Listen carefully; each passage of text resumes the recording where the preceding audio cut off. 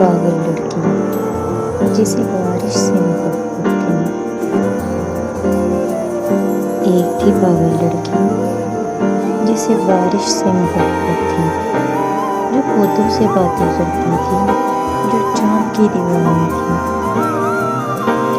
جو کھلے آسمان تلے چپکے چپکے تارے گنا کرتی تھی، جسے سیاہ رنگ سے بلا کی الفت تھی، جو بچوں کے ساتھ اپنا دکھ بانٹا کرتی تھی، جو پرندوں سے ہم کلام ہوتی تھی، جو جانوروں کو اپنی باتیں بتایا کرتی تھی، جو اندھیرے کی دیوانی تھی، اور جو بس اپنے رب سے عشق کرتی تھی، بس اپنے رب سے عشق کرتی تھی۔ ایک تھی پاگل لڑکی۔